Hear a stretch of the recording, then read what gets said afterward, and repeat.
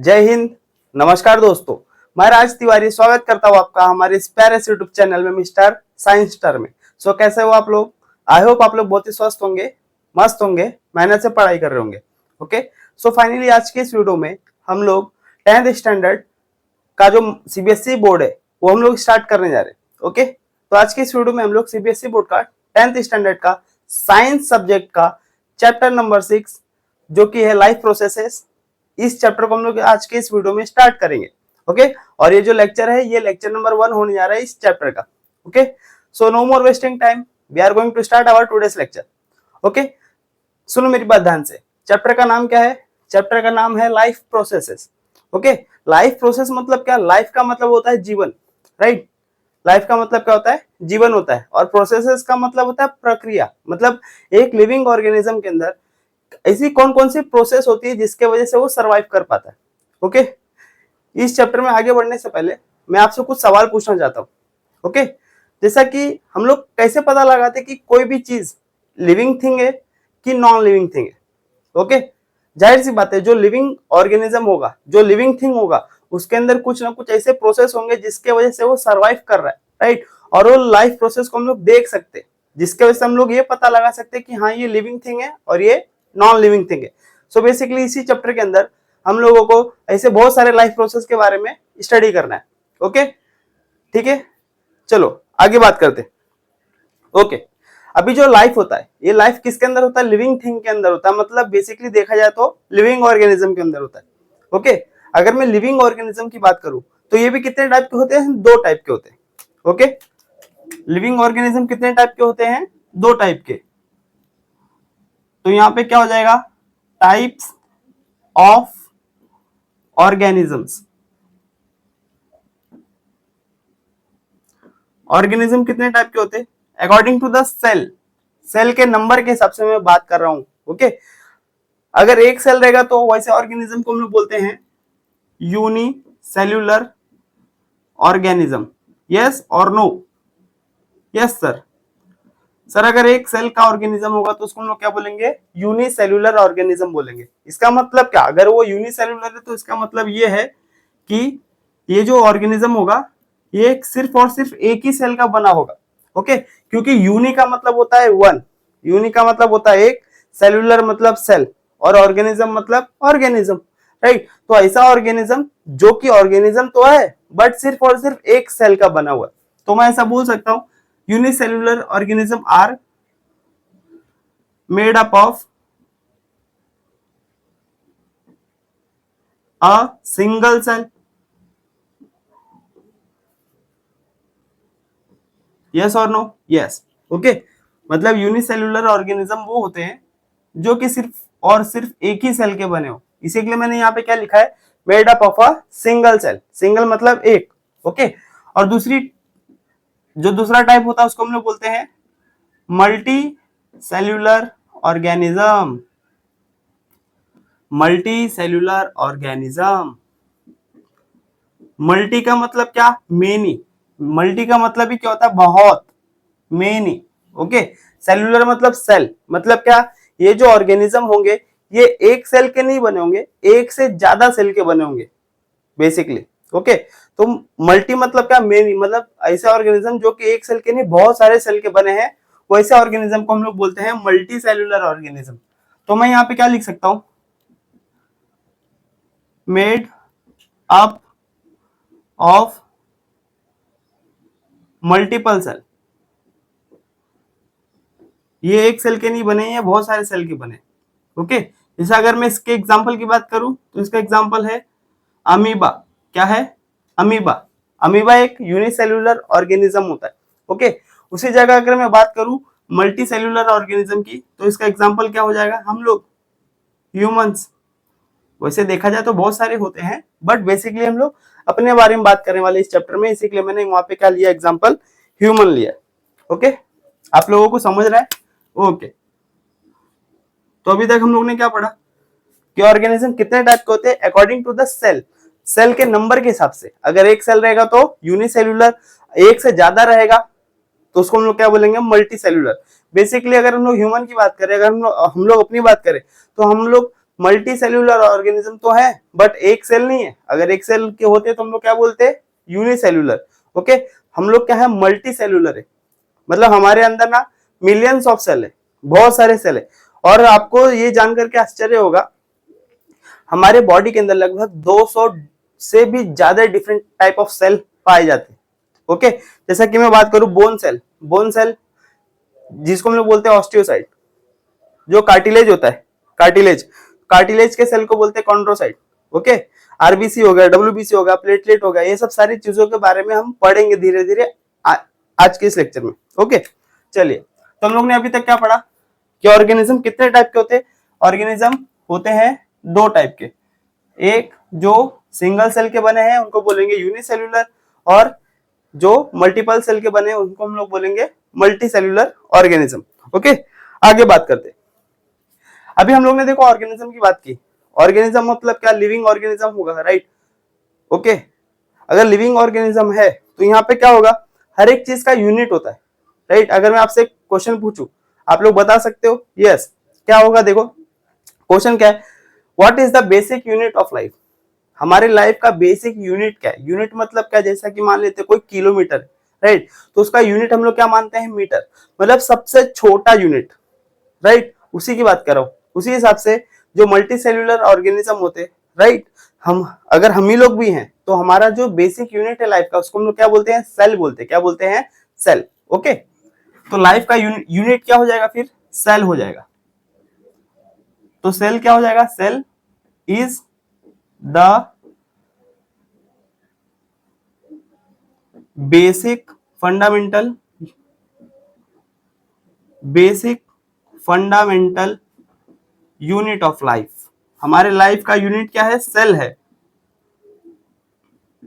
हम लोग ये कौन से बेसिस पे बोल रहे हैं कि लाइफ का यूनिट क्या है, सेल, ये हम लोग आने वाले लेक्चर में पढ़ेंगे। ओके, बट खास बात क्या है, cell is the basic unit या basic fundamental unit of life बोल सकते। ओके, अभी आपने कभी सोचा है, जैसा कि अब अगर मैं यहाँ पे बात करूं ऑर्गेनिज्म की, हम लोग ने बात की, ऑर्गेनिज्म अगर एक सेल का बना तो यूनिसेल्यूलर ऑर्गेनिज्म, बट एक मल्टी सेल्यूलर ऑर्गेनिज्म किस तरीके से बना होगा, है कि नहीं, सोचने वाली बात है। जैसा कि हम ही लोग हैं, ठीक है, हम लोग एक सेल के नहीं बने, अगर एक सेल के बने होते तो हम लोग उसको क्या बोलते हैं, यूनिसेल्यूलर। ओके, बट हम लोग मल्टीपल सेल के बने हैं, मतलब हम लोग मल्टी सेल्यूलर ऑर्गेनिज्म है। बट ये हमारी बॉडी बने कैसी है, राइट, हम लोग कौन से बेसिस पे बोल रहे हैं कि हमारा जो बेसिक यूनिट है लाइफ का वो सेल है, राइट, जानते हैं। देखो क्या है, अभी हम लोग ने क्या पढ़ा कि जो सेल होता है, सेल,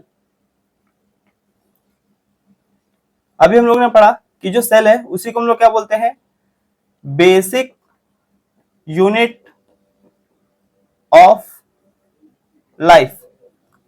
ये बोला कि नहीं बोला, यस। देखो सेल क्या है, हमारा एक बेसिक यूनिट है लाइफ का। ओके, अगर हम लोग यहाँ पे इसके एग्जांपल की बात करें, जैसा कि आरबीसी एक क्या है, सेल है। उसी जगह पे डब्ल्यूबीसी भी क्या है, एक सेल है। और प्लेटलेट ये भी एक सेल होता है। ओके, और ऑस्टियोसाइट ये भी एक टाइप का सेल है। फिर आते हैं कॉन्ड्रोसाइट, ये भी एक टाइप का सेल है। ओके, बेसिकली इसे देखा जाए तो हमारे बॉडी के अंदर बहुत सारे टाइप, अलग अलग टाइप के, अलग अलग डिफरेंट टाइप के सेल मिलते हैं। ओके, मेरी बात ध्यान से सुनो। आरबीसी को हम लोग साइंटिफिक लैंग्वेज में बोलते हैं एरिथ्रोसाइट। क्या बोलते हैं, एरिथ्रोसाइट। डब्ल्यूबीसी को बोलते हैं हम लोग ल्यूकोसाइट। ओके, प्लेटलेट को हम लोग बोलते हैं थ्रोम्बोसाइट। ये सब पता होना चाहिए, ठीक है। ऑस्टियोसाइट और कॉन्ड्रोसाइट, बेसिकली ये सब क्या है, डिफरेंट डिफरेंट टाइप के सेल है। ओके, मेरी बात ध्यान से सुनो। अगर हम लोग यहाँ पे सेल की बात करें तो देखो लास्ट में क्या आ रहा है, साइट आ रहा है, यहाँ पे भी साइट है, यहाँ पे भी क्या है, साइट है, यहाँ पे भी क्या है, साइट है। तो सर एक बात समझ में आ रही है कि साइट का मतलब कुछ तो होगा, क्योंकि ये हर एक सेल के नाम के लास्ट में आ रहा है, एंडिंग में आ रहा है, इसका मतलब इसका कुछ तो मतलब होगा। यस, साइट आए या साइटो वर्ड आ जाए, क्या साइट आए या साइटो वर्ड आ जाए, इसका मतलब होता है सेल। ओके, बात समझ में आई। देखो सबके अंदर साइट है, तो साइट का मतलब क्या हो जाएगा, सेल। ठीक है, ओके। जिस तरीके से हम लोग जब किसी लिविंग ऑर्गेनिज्म के बारे में स्टडी करते हैं तो उस सब्जेक्ट को, उस निश को हम लोग क्या बोलते हैं, बायोलॉजी, राइट। बायो का मतलब होता है लाइफ, लॉजी का मतलब होता है स्टडी, ओके। जिस तरीके से सेम उसी तरीके से अगर मैं एक सेल के बारे में स्टडी कर रहा हूं तो उस प्रोसेस का भी तो कुछ नाम होगा ना, है कि नहीं? यस है। क्या है, देखो उसको हम लोग बोलते हैं साइटोलॉजी। क्या बोलते हैं, साइटोलॉजी, ओके। जस्ट अभी बताया था साइट इसका मतलब होता है सेल, लॉजी मतलब स्टडी, तो इसका मतलब क्या हो जाएगा, साइटोलॉजी का मतलब होता है study of cell, study of cell, okay. देखो ये जो प्रोसेस है ना, ये जो हमारा चैप्टर है, मैं एकदम बेसिक से स्टार्ट कर रहा हूं, ओके, एकदम बेसिक से। अब आज तो शायद चैप्टर स्टार्ट ही नहीं होगा, ओके। देखते हैं आगे। अब हम लोगों ने पढ़ा सेल के बारे में, राइट। सेल एक बेसिक यूनिट होता है लाइफ का, ओके। अब सेल से अगर थोड़ा सा आगे बढ़ेंगे तो हम लोग को क्या मिलेगा, अगर हम लोग सेल के आगे बढ़ेंगे तो हम लोगों को मिलेगा टिश्यू। क्या मिलेगा, टिश्यू, ओके। तो टिश्यू क्या है, सुनो मेरी बात ध्यान से। टिश्यू का मतलब होता है ग्रुप ऑफ सेल्स। क्या होता है, group of cells, okay. Group of cells मतलब जब मैं बहुत सारे सेल्स का ग्रुपिंग कर दूंगा तब जाकर के फाइनली हम उसको क्या बोल सकते हैं कि ये टिश्यू है। क्या है, टिश्यू है, ओके। तो टिश्यू को ही हम लोग क्या बोलते हैं, ग्रुप ऑफ सेल्स। बट कैसा, हैविंग सिमिलर,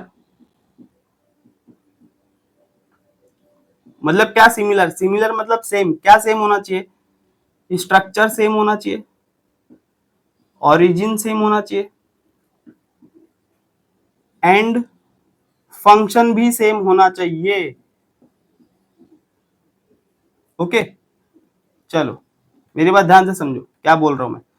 हम लोग टिश्यू किसको बोलते हैं, टिश्यू का मतलब होता है group of cells, group of cells, okay. जब एक सेल है, सिंगल सेल है तो मैं उसको सेल बोलूंगा, बट ऐसे बहुत सारे सेल आ जाएंगे जब उनका मैं ग्रुपिंग कर दूंगा तो हम लोग उसको क्या बोलेंगे, टिश्यू बोलेंगे, ओके। तो देखो क्या है, group of sales having similar, similar मतलब सेम। अगर टिश्यू है तो जाहिर सी बात है, टिश्यू है तो उसके अंदर बहुत सारे क्या होंगे, सेल्स होंगे। तो जितने भी सेल्स होंगे उस टिश्यू के अंदर सबका क्या क्या सेम होना चाहिए, स्ट्रक्चर सेम होना चाहिए, ओरिजिन सेम होना चाहिए और फंक्शन भी सेम होना चाहिए, तभी जाकर के हम लोग उसको क्या बोलेंगे, टिश्यू बोलेंगे। ओरिजिन का मतलब क्या बताऊंगा मैं बाद में, फिर भी मैं शॉर्ट में बता देता हूं आपको। ओरिजिन का मतलब होता है जब रिप्रोडक्शन होता है, राइट।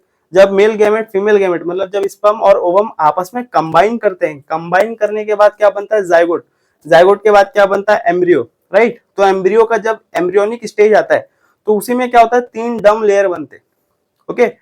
एक्टोडर्म, मेसोडर्म और एंडोडर्म, ठीक है। मान लेते कोई सेल है, अगर वो एक्टोडर्म का है तो जो टिश्यू है उसके अंदर जितने भी सेल है सारे के सारे कैसे होने चाहिए, एक्टोडर्म के ही होने चाहिए, एक्टोडर्म के बने ही होने चाहिए, ओके। आगे समझ में आएगा ओरिजिन का मतलब।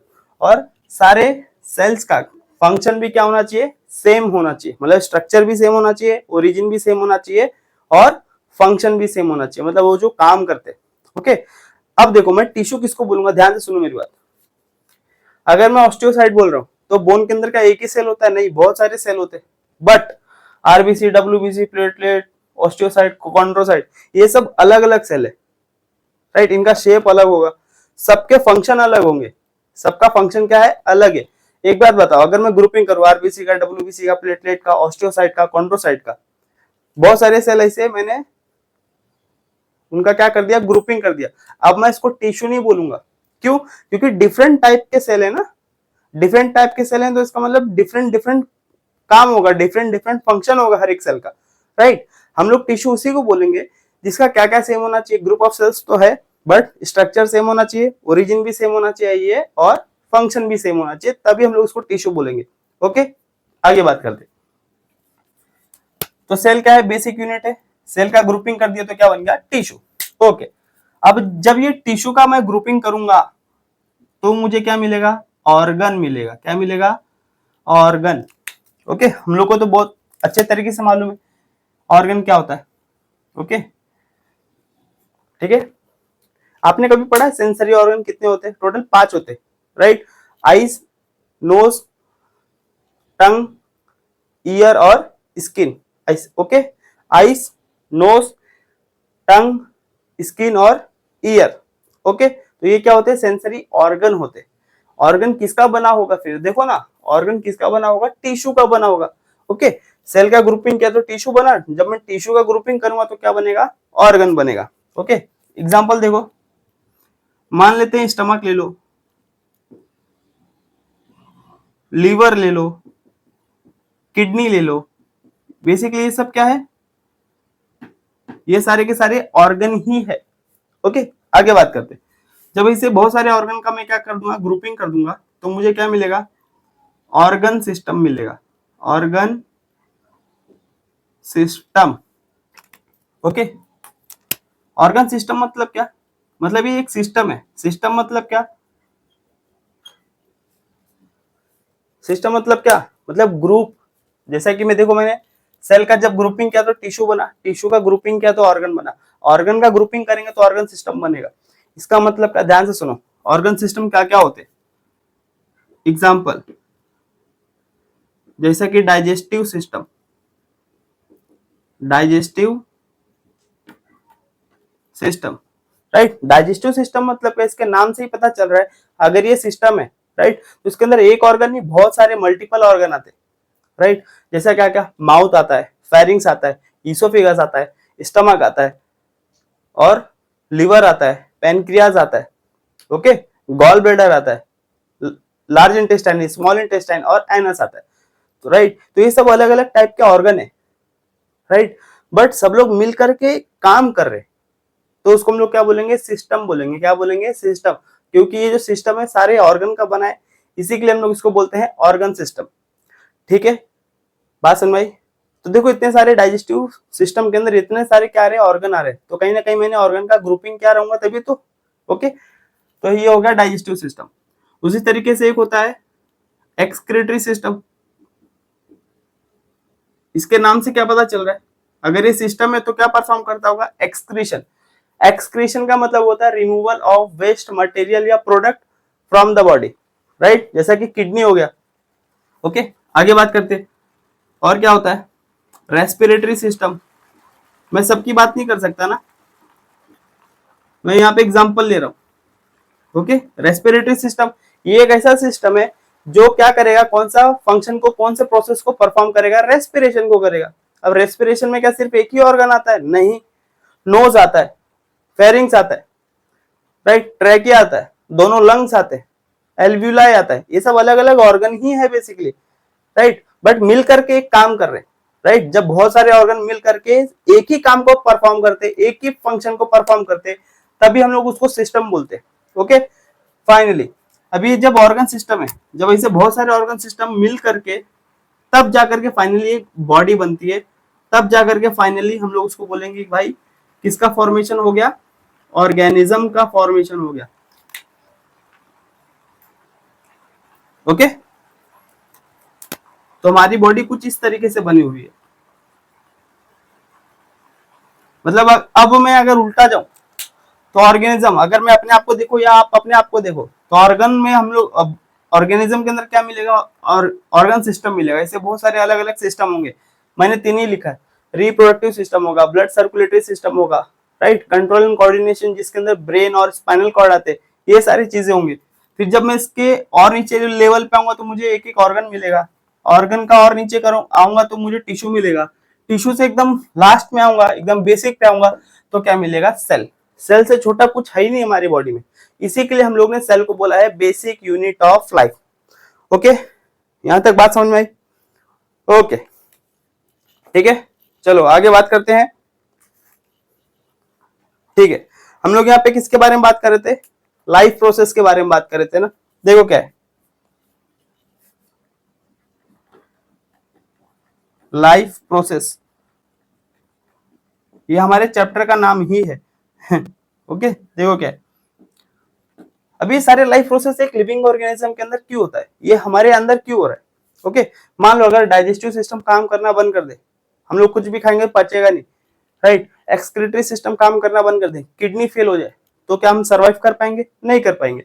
उसी तरीके से रेस्पिरेटरी सिस्टम भी है, रेस्पिरेशन अगर बंद हो जाएगा, हम लोग सांस नहीं ले पाएंगे, सांस नहीं ले पाएंगे तो भी हम सर्वाइव कर पाएंगे क्या? नहीं कर पाएंगे। तब हम लोग क्या, हम लोग मर सकते हैं ना फिर, राइट। तो मैं ये बोल सकता हूँ कि लाइफ प्रोसेस इसीलिए हो रहा है ताकि हम सर्वाइव कर सके इस अर्थ के ऊपर, ओके। और जिस दिन इसमें से कोई भी एक लाइफ प्रोसेस रुका, उस दिन हम लोग क्या हो जाएंगे, हमारी डेथ हो जाएगी, ओके, हम मर सकते हैं। ओके, देखो क्या है, life process are the basic function. मैं क्या बोल सकता हूँ लाइफ प्रोसेस, इसका डेफिनेशन है, आप लिख सकते हो, life process is the basic function, basic functions performed by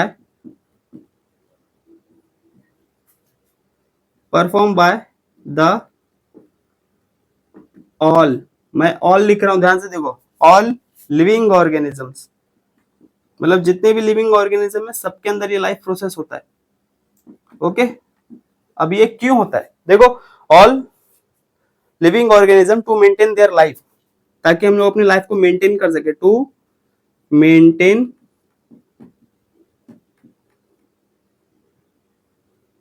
there life on the earth, ताकि हम लोग जो अर्थ है इसके ऊपर क्या कर सके, सरवाइव कर सके। इसी के लिए सारे प्रोसेस होते हैं सारे लिविंग ऑर्गेनिज्म के अंदर, नॉन लिविंग थिंग में नहीं होगा, ओके। तो ये है, देखो आगे, तो अभी तक मैंने क्या लिखा, डेफिनेशन लिखा, life processes is the basic function perform by all the living organism, क्यों, ताकि वो क्या कर सके, टू मेंटेन, मतलब अपने लाइफ को मेंटेन कर सके अर्थ के ऊपर, ठीक है।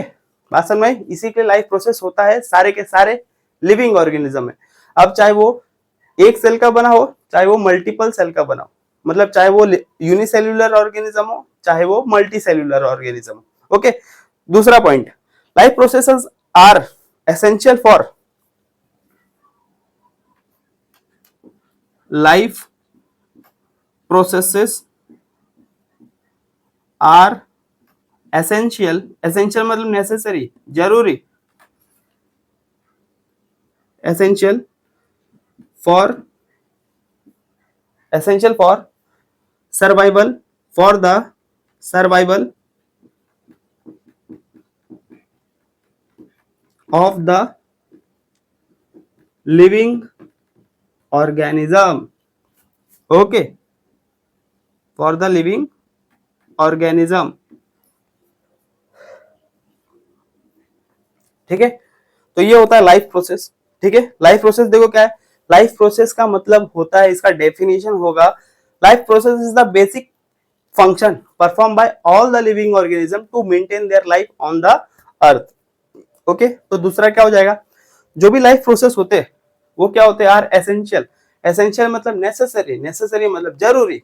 अब ये लाइफ प्रोसेस क्यों जरूरी, फॉर द सर्वाइवल, ताकि हम लोग क्या कर सके, सर्वाइव कर सके of the living organism, okay. तो ये था लाइफ प्रोसेस, जिसके बारे में हम लोग ने डेफिनेशन पढ़ा। अब धीरे धीरे करके हम लोग बहुत सारे ऐसे लाइफ प्रोसेस के बारे में जानेंगे, ओके। तो बने ही रहिएगा पूरे एंड तक, ओके। आप लोगों को ये लेक्चर कैसा लग रहा है आप लोग कमेंट में बता सकते हैं, ओके। आपको चाहिए तो आप साथ में नोट्स बनाओ, या तो स्क्रीनशॉट लो, बाद में बना सकते हो, okay. So take the screenshot, मैं साइड हट जाता हूँ, okay. After that we will continue,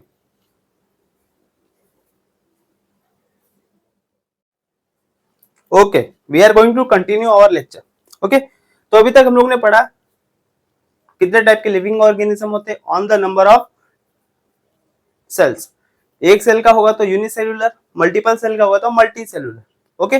बात समझ आई। उसके बाद हम लोग ने लाइफ प्रोसेस देखा, राइट। लाइफ प्रोसेस क्यों होता है, किस तरीके से होता है, ये सब हम लोग जानेंगे आज के इस वीडियो में, ओके। अब हम लोग बात करने जा रहे हैं बहुत सारे लाइफ प्रोसेस के बारे में, राइट। देखो,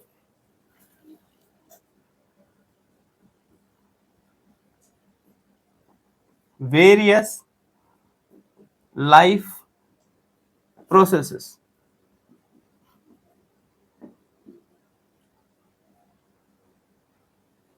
ओके, एक नहीं बहुत सारे लाइफ प्रोसेस के बारे में जानेंगे, उसमें से हम लोगों को कुछ टेक्स्ट बुक में भी पढ़ना है। ओके, आने वाले लेक्चर में आप पढ़ोगे।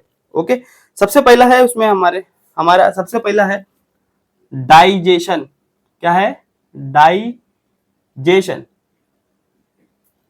इसी डाइजेशन के प्रोसेस को हम बोल सकते हैं न्यूट्रिशन। तो इसका सा सिंपल सा मतलब होता है, डाइजेशन का मतलब सिंपल सा मतलब है कि हम लोग जो भी खाना खाते हैं वो जाकर के हमारे बॉडी के अंदर क्या हो जाता है, डाइजेस्ट हो जाता है, पच जाता है, राइट। इसी के लिए इस प्रोसेस को हम लोग डाइजेशन बोलते हैं। ठीक है, अच्छा एक बात बताओ, इसको कौन सा सिस्टम परफॉर्म करेगा, कौन सा ऑर्गन सिस्टम? ये सभी पढ़े थे। अगर डाइजेशन का प्रोसेस है तो डाइजेस्टिव सिस्टम इसको क्या करेगा, काम करेगा इसके ऊपर।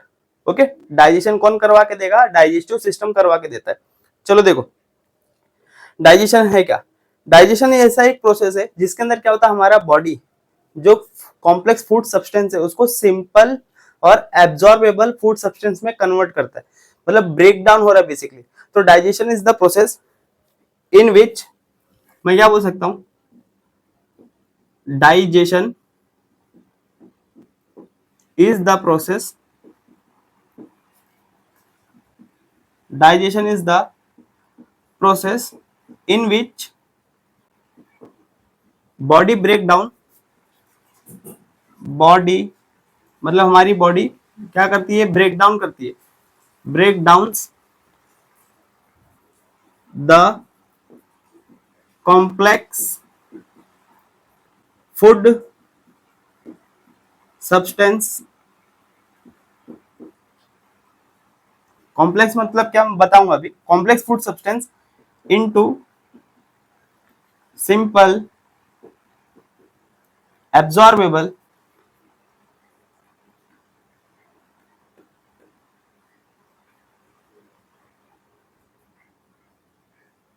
एब्जॉर्बेबल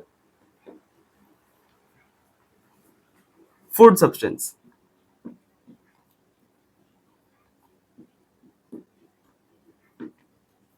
ठीक है, तो डाइजेशन क्या है? डाइजेशन ऐसा एक प्रोसेस है जो कि क्या होता है, हमारी बॉडी क्या करती है, ब्रेक डाउन करती है कॉम्प्लेक्स फूड सब्सटेंस को। मतलब ये एक ऐसा फूड सब्सटेंस है जिसको हम लोग डाइजेस्ट नहीं कर सकते क्योंकि ये कॉम्प्लेक्स है, इसका साइज बड़ा होगा, राइट।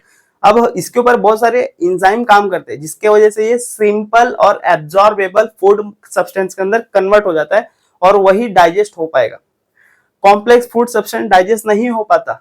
ओके, सुनो मेरी बात, क्या हुआ यहाँ पे बेसिकली, मान लेते हैं ये एक फूड मटेरियल है, फूड सब्सटेंस है, राइट, बट ये अभी क्या है, कॉम्प्लेक्स है, मतलब इसको बॉडी डाइजेस्ट नहीं कर सकता फिलहाल। तो ये कैसा हो गया, ये हो गया अनडाइजेस्टेबल। अनडाइजेस्टेबल, हम इसको डाइजेस्ट नहीं कर सकते। अब इसके ऊपर क्या काम करेगा, बहुत सारे इंजाइम काम करते हैं, बहुत सारे इंजाइम्स काम करते हैं कॉम्प्लेक्स फूड सब्सटेंस के ऊपर जो कि अभी अनडाइजेस्टेबल है। जब इसके ऊपर इंजाइम काम करते हैं तो ये क्या हो जाता है, कॉम्प्लेक्स से सिंपल में कन्वर्ट हो जाता है और वो जो सिंपल फूड सब्सटेंस होगा हम लोग उसको एब्जॉर्ब कर सकते हैं, वो हमारे बॉडी में एब्जॉर्ब होगा, राइट। मान लो कॉम्प्लेक्स था, अब इसका छोटा छोटा साइज हो गया।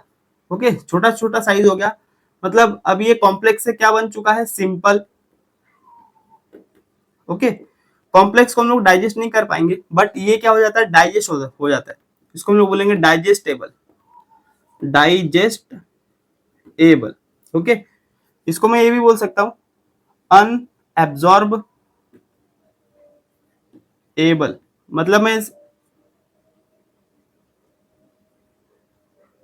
Unabsorbed able. ओके, मैं इसको एब्जॉर्ब नहीं कर पाऊंगा, हमारी बॉडी में ये एब्जॉर्ब नहीं होगा, अगर एब्जॉर्ब नहीं होगा तो एनर्जी नहीं मिलेगी। ओके, इसी के लिए हम लोग को कॉम्प्लेक्स से सिंपल में कन्वर्ट करना पड़ता है with the help of some enzymes. Okay, enzyme काम करते हैं कॉम्प्लेक्स को सिंपल में कन्वर्ट कर देते, और जो अनएब्जॉर्बेबल था अब हम लोग इसको क्या कर सकते हैं, एब्जॉर्ब कर सकते हैं। तो ये क्या हो गया, एब्जॉर्बेबल। ओके, तो ये इंजाइम, इसमें से मैं एक इंजाइम का नाम बता देता हूँ, जो हमारा सलाइवा है, राइट, जो सलाइवरी ग्लैंड जो सलाइवा सिक्रीट करते, रिलीज करते हमारे माउथ के अंदर, जिसके वजह से हमारा माउथ हमेशा गीला रहता है, उसके अंदर एक एंजाइम मिलता है जिसको हम लोग बोलते हैं अमाइलेज, राइट। बात समझ में आ रही है? ओके, जब हम लोग कोई कॉम्प्लेक्स शुगर खाते हैं, जैसा कि स्टार्च हो गया, आलू के अंदर मिलता है, जब भी हम लोग आलू वाला कोई भी चीज खाते हैं तो उसके अंदर क्या होता है, स्टार्च होता है। स्टार्च कैसा है, कॉम्प्लेक्स है, अनडाइजेस्टेबल है, डाइजेस्ट नहीं हो पाएगा, अन एब्जॉर्बेबल है, हम लोग उसको एब्जॉर्ब भी नहीं कर पाएंगे, राइट।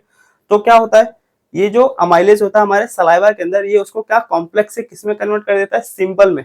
जब वो सिंपल में हो गया तो मैं उसको आसानी से डाइजेस्ट भी कर सकता हूँ और मेरे बॉडी में वो एब्जॉर्ब भी होगा। ओके, बात समझ। ओके, तो डाइजेशन का मतलब यही होता है। ओके, अभी जो डाइजेशन है ये क्या प्रोवाइड करता है, हम लोग खाना क्यों खाते, ताकि ये हम लोग को क्या प्रोवाइड करता है, प्रोवाइड करता है एनर्जी। ओके, कौन से फॉर्म में, एटीपी के फॉर्म में। ओके, अगर किसी को भी एटीपी का फुल फॉर्म पता है तो आप कमेंट सेक्शन में जरूर बताएं। एटीपी का मतलब होता है एडिनोसाइन ट्राइफॉस्फेट। ओके, हम लोग खाना इसी के लिए खाते हैं ताकि हमको क्या मिल सके, एनर्जी। बट वो एनर्जी कौन सा फॉर्म में मिलेगा, एटीपी के फॉर्म में मिलेगा हम लोगों को। ओके, आगे बात करते हैं। अभी जो डाइजेशन है, हम लोगों को लगता है बस खा लिया हो गया डाइजेशन, ऐसा नहीं है, राइट। डाइजेशन के अंदर भी दो स्टेप्स है। कितने स्टेप्स है, दो। तो देखो, सबसे पहला होता है इंजेशन, इंजेशन, ओके, और दूसरा होता है इजेशन। सबसे पहला इंजेशन तो दूसरा इजेशन। ओके, एक खास बात बताऊं, चलो पहले यहाँ पे मैं बता देता हूँ। इंजेशन का मतलब होता है इनटेक ऑफ फूड। जब हम लोग खाना अपने मुंह के अंदर डाल देते हैं, राइट, उसको डाइजेस्ट करने के लिए, उसी प्रोसेस को क्या बोलते हैं, इंजेशन।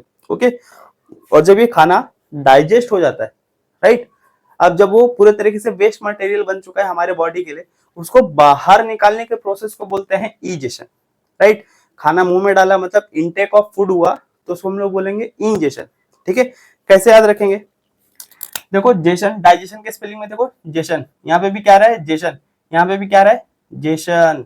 ठीक है, बट यहाँ पे एक और चीज आ रहा है, इन आ रहा है। इन का मतलब होता है अंदर। जब हम लोग खाना अपने मुंह में रखते हैं, उसी प्रोसेस को क्या बोलते हैं, क्या बोलते हैं, इंजेशन बोलते हैं। ओके, देखो ना, इन है, इन मतलब अंदर। उसी तरीके से जब हम लोग अनडाइजेस्टेबल फूड को बाहर निकालेंगे तो उसको क्या बोलेंगे, इजेशन। ई मतलब समझ लो एग्जिट।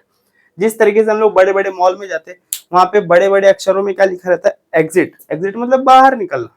ठीक है, इंजेक्शन कहां से स्टार्ट होता है बताओ, इंजेक्शन स्टार्ट होता है हमारे माउथ से।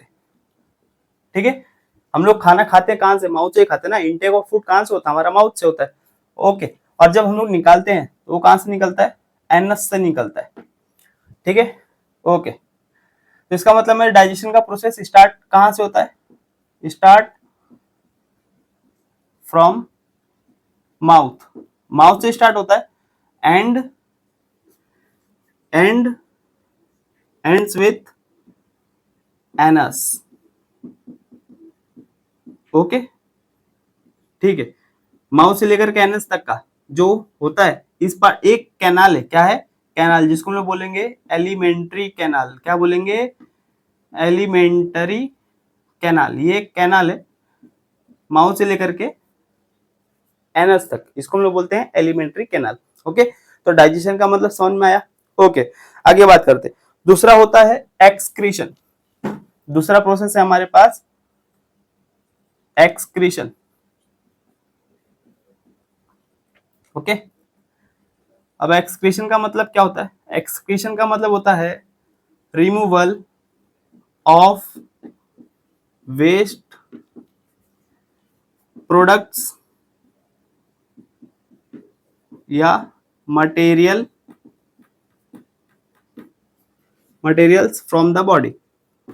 From the body. मतलब अपने बॉडी में से जो हार्मफुल सब्सटेंस है, जो वेस्ट प्रोडक्ट है या वेस्ट मटेरियल है, उसको निकालने के प्रोसेस को हम लोग बोलते हैं एक्सक्रीशन। अभी बताया था मैंने आप लोगों को, जब हम लोग मॉल में जाते हैं तो ऊपर देखो एग्जिट लिखा रहता है, ई एक्स। ई मतलब भी एग्जिट होता है, ई का मतलब, ई एक्स का मतलब भी एग्जिट होता है। देखो यहाँ पे क्या है, ई एक्स मतलब एग्जिट, अपने बॉडी से जो वेस्ट प्रोडक्ट है या मटेरियल है या जो हार्मफुल मटेरियल है उसको बाहर निकालने के प्रोसेस को हम लोग क्या बोलते हैं, एक्सक्रीशन। ओके, तो रिमूवल ऑफ वेस्ट मटेरियल या product from the body is known as excretion. Okay, अब मैं आपसे कुछ सवाल पूछता हूँ।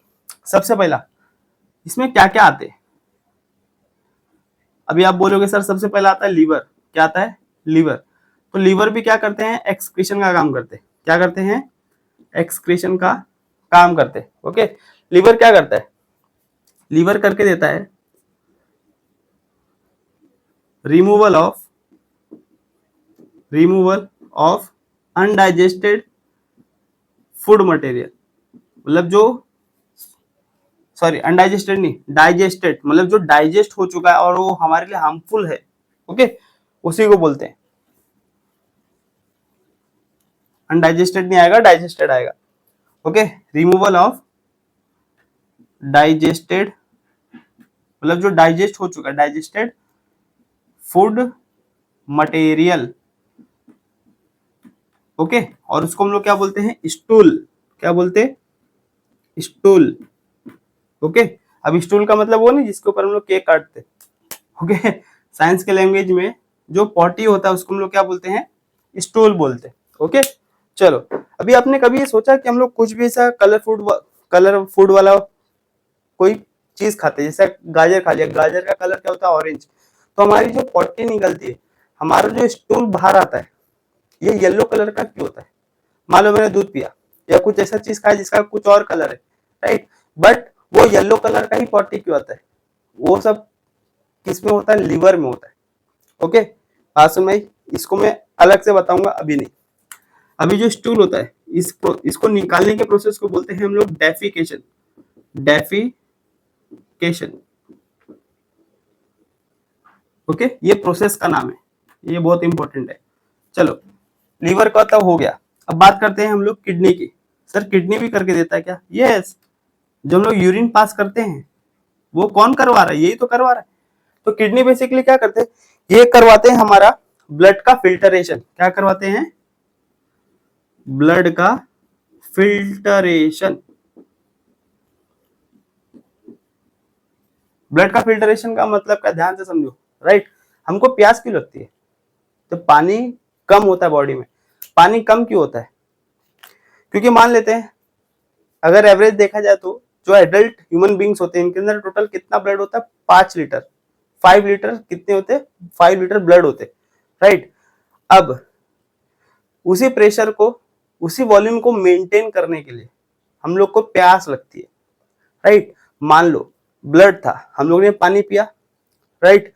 पानी पिया तो क्या होगा? वो पानी जाकर के ब्लड के साथ मिक्स हो गया, जिसके वजह से ब्लड का वॉल्यूम बढ़ गया। ओके, अब वही ब्लड हमारे किडनी के पास भी जाता है, ब्लड का सप्लाई किडनी को भी है। अब किडनी क्या करता है? उस ब्लड में से वाटर को बाहर निकालेगा और जो हमारा ब्लड होगा उसको वापस से बॉडी की तरफ भेज दिया जाता है। अब ये जो वाटर निकला है, राइट, ये वाटर नहीं है, ये अब यूरिन बन चुका है। क्या बन चुका है? यूरिन। क्योंकि इसके अंदर बहुत सारे वेस्ट प्रोडक्ट है, यूरिया है। ओके, तो इसको बॉडी से बाहर निकालना पड़ेगा। तो किडनी भी परफॉर्म करता है एक्सक्रीशन का प्रोसेस। क्या निकाल करके? यूरिन। तो ये ब्लड का फिल्टरेशन करेगा तभी तो हो पाएगा ना, राइट। मान लो हम लोग ने क्या किया? यूरिन पास कर दिया, ठीक है।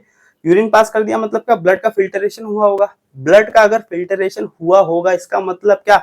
ब्लड में से पानी निकाल दिए, ब्लड में से पानी निकाल देंगे तो ब्लड का जो वॉल्यूम होगा ये भी तो कम हो जाएगा। तो उस प्रेशर से हर एक सेल तक वो ब्लड नहीं पहुंच पाएगा। इसी के लिए हम लोग पानी पीते। पानी पीते तो ब्लड का वॉल्यूम बढ़ जाता है, राइट। बात समझ आ रही है? ब्लड का वॉल्यूम बढ़ जाता है, फिर से क्या होता है? किडनी फिर से फिल्टरेशन करता है, फिर से यूरिन बाहर, फिर से ब्लड का वॉल्यूम कम। फिर जब हम लोग को प्यास लगती है, जानबूझ के लगता है हम लोगों को, ताकि ब्लड का वॉल्यूम कम है, ब्लड का वॉल्यूम कम है, पानी पियेंगे तो ब्लड का वॉल्यूम बढ़ जाएगा। इंक्रीज करने के लिए हम लोग पानी पीते हैं। ओके, तो कैसा लगा आपको जान करके ये फैक्ट? आगे बढ़ते हैं। तो ये बेसिकली किडनी क्या करते हैं? ब्लड का फिल्टरेशन करते हैं टू फॉर्म, क्या बनाने के लिए? To form urine. ओके, ताकि ये क्या बना सके? यूरिन बना सके। ओके, तो ये क्या बना रहे? यूरिन बना रहे, ठीक है।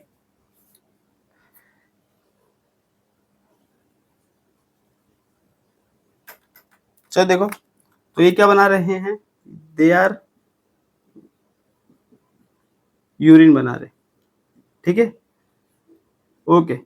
अब ये जो यूरिन हम लोग पास करते हैं, इस प्रोसेस का भी नाम होता है, उस प्रोसेस को हम लोग बोलते हैं यूरिनेशन। क्या बोलते हैं? यूरिनेशन, ठीक है।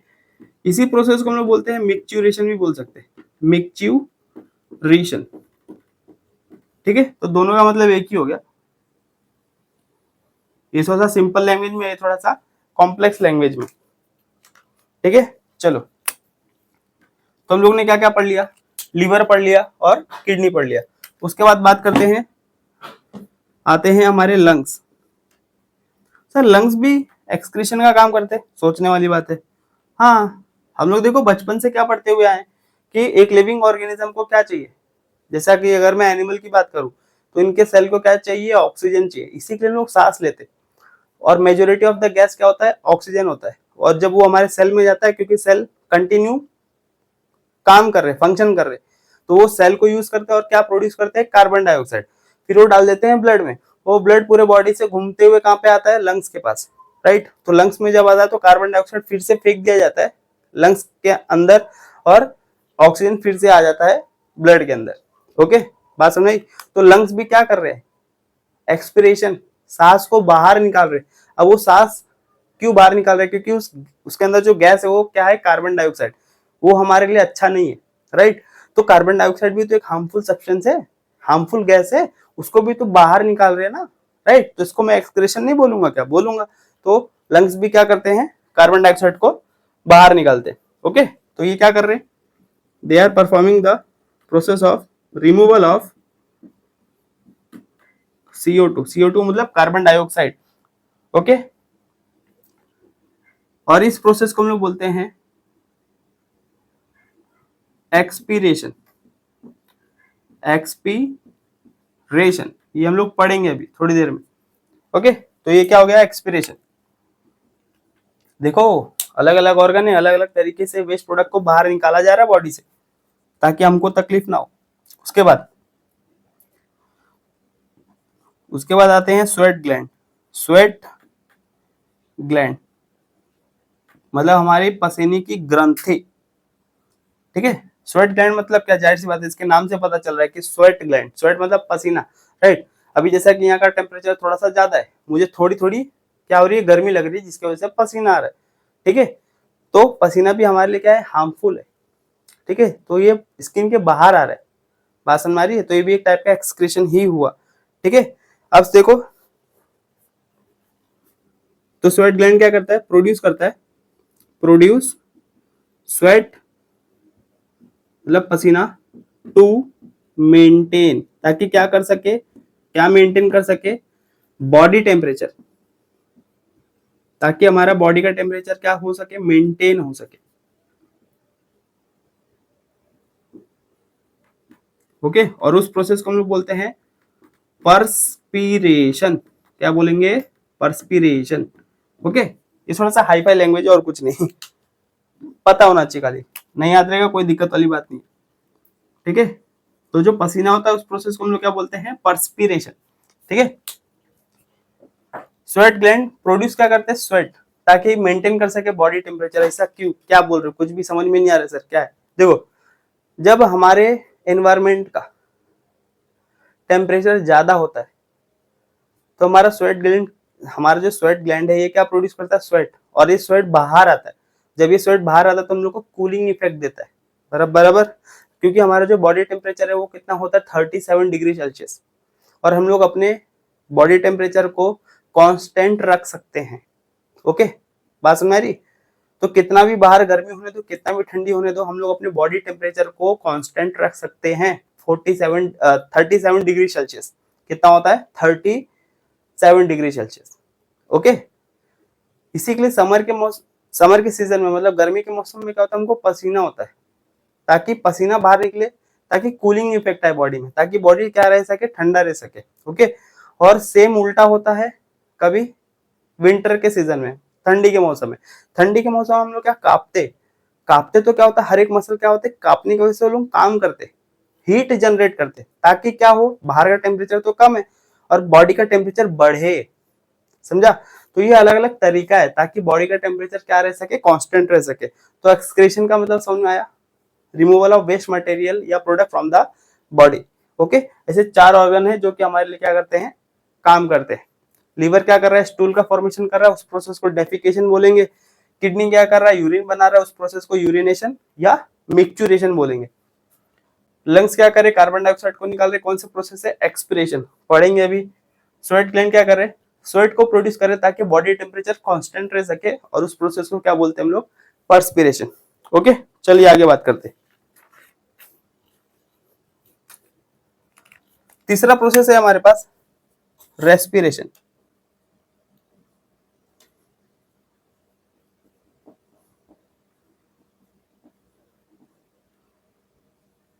अब रेस्पिरेशन का मतलब क्या, जो हम लोग सांस लेते, राइट, जो सांस लेते हैं छोड़ते हैं, उसी को तुम लोग क्या बोलते हैं, रेस्पिरेशन बोलते हैं। ओके, अभी जो रेस्पिरेशन है, ठीक है, मेरी बात ध्यान से सुनो। जिस तरीके से डाइजेशन के अंदर, जब डाइजेशन के अंदर 2 स्टेप है, एक है इंजेशन, दूसरा है इजेशन, उसी तरीके से रेस्पिरेशन में भी 2 स्टेप होते हैं।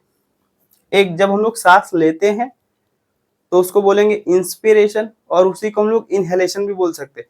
और जब हम लोग सांस छोड़ते हैं तो उस प्रोसेस को एक्सपीरेशन और एक्सहेलेशन भी बोल सकते हैं। ओके, देखो क्या है, रेस्पिरेशन के अंदर भी 2 प्रोसेस है। सबसे पहला होता है इंस्पिरेशन, इसी प्रोसेस को हम लोग इनहेलेशन भी बोल सकते हैं। ओके, और अच्छा, जब लोग इंस्पिरेशन करते हैं या इनहेलेशन करते हैं तो इसके अंदर हम लोग क्या लेते हैं, हम लोग लेते हैं ऑक्सीजन। क्या लेते हैं, ऑक्सीजन। ठीक है, चलो। और जब हम लोग सांस छोड़ते हैं तो उस प्रोसेस को बोलते हैं एक्सपिरेशन, या इसी को बोल सकते हैं एक्सहेलेशन। ठीक है, तो इसके अंदर हम लोग निकालते क्या है, कार्बन डाइऑक्साइड, जो कि सेल ने प्रोड्यूस किया है।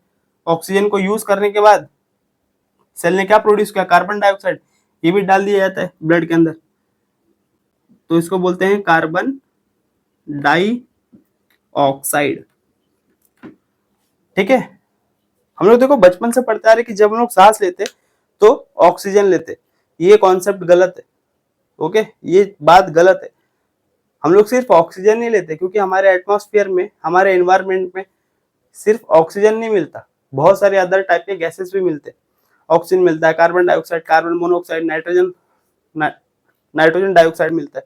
ओके, बहुत अलग अलग तरीके के गैस होते हैं। तो जब हम लोग इंस्पिरेशन करते हैं तो we are taking mixture of gases, एक गैस नहीं, बहुत सारे मिक्सचर ऑफ गैसेस। बट उसमें क्या होता है कि सिर्फ ऑक्सीजन ही जाता है ब्लड में। ओके, बाकी के गैस लंग्स के अंदर जो एल्वियोला है उसके अंदर रुक जाता है। ओके, और जब कार्बन डाइऑक्साइड आता है तो ये सारे गैस उसके साथ मिक्स होकर के बाहर आते हैं। ओके, तो हम लोग सिर्फ ऑक्सीजन नहीं लेते, we are taking mixture of gases. ठीक है, तो हम लोग ने 3 प्रोसेस पढ़ा, डाइजेशन, एक्सक्रीशन, और तीसरा है, क्या है तीसरा, रेस्पिरेशन। ओके, आगे बात करें। ओके सर, जैसा कि आपने बताया था कि जो डाइजेशन का प्रोसेस है, इससे हमको क्या मिलता है, इससे हमको मिलता है एनर्जी मिलता है, बराबर। बट सिर्फ खाना खाने से एनर्जी नहीं मिलेगा, सोचने वाली बात है। सिर्फ खाना खाने से एनर्जी नहीं मिलता, राइट, रेस्पिरेशन से भी एनर्जी मिलता है। कैसे, ये क्या करता है, ये प्रोवाइड करता है, ये भी क्या करता है, प्रोवाइड करता है एनर्जी। कौन से फॉर्म में, एटीपी के फॉर्म में। ओके, और ये जो एनर्जी बनता है, कहाँ बनता है, एक सेल का ऑर्गेनेल है जिसको हम लोग बोलते हैं mitochondria. As a science student कम से कम आपको इतना तो पता ही होगा, हम लोग माइटोकॉन्ड्रिया को कौन सा हाउस बोलते हैं, हम लोग बोलते हैं power house of the cell. Power house क्यों बोल रहे, क्योंकि यही एटीपी बना के दे रहा है, यही एनर्जी को बना करके देता है। माइटोकॉन्ड्रिया एनर्जी कैसे बनाता है, ओके, देखो ये क्या करता है, प्रोड्यूस करता है energy in the form of ATP. Sir कैसा, मुझे समझ में नहीं आया, खाना खाने से एनर्जी मिलता है, ये बात समझ में आ रही है, बट रेस्पिरेशन का क्या काम है उसमें, सुनो ध्यान से। ये कुछ इस तरीके से होता है, जब हम लोग खाना खाते हैं, राइट। तो उसके अंदर क्या होता है, ग्लूकोज होता है। क्या होता है, ग्लूकोज, राइट।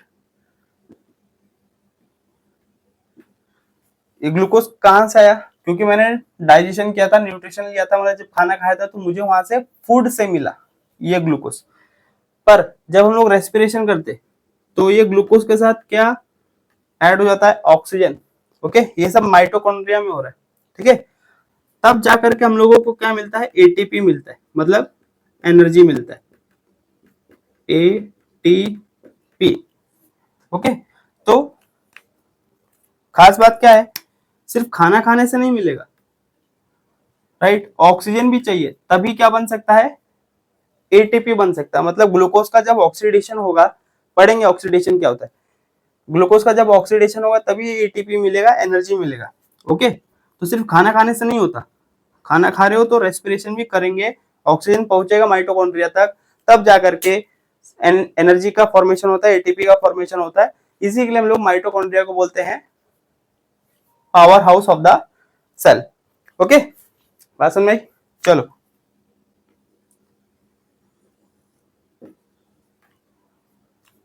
ठीक है, इतना आप लोग स्क्रीनशॉट लो। After that we will continue, take the screenshot.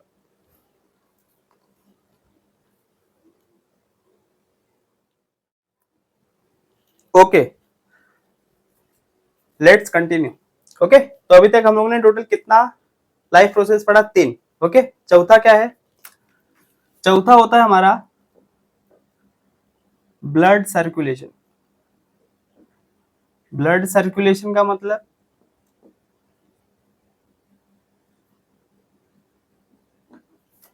Blood क्या हो रहा है, हमारे पूरे बॉडी में सर्कुलेट हो रहा है कंटिन्यू। ओके, तो इसको हम लोग बोल सकते हैं continuous movement of blood, continuous movement of blood. Okay, खास करके कौन सा ब्लड, आरबीसी। क्या, आरबीसी। ओके, एक खास बात बताना चाहता हूं, ये जो आरबीसी है, क्या है ये, आरबीसी, जिसको हम लोग क्या बोल सकते हैं, रेड ब्लड सेल। क्या बोलेंगे, रेड ब्लड सेल। ओके, देखो आरबीसी था, डब्ल्यूबीसी भी हम लोग ने पढ़ा था ना, जिसको हम लोग ने क्या बोला था, ल्यूकोसाइट। ओके, सुनो ध्यान से, आरबीसी रेड कलर का क्यों है, हम लोग उसको रेड ब्लड सेल क्यों बोल रहे, सोचने वाली बात है।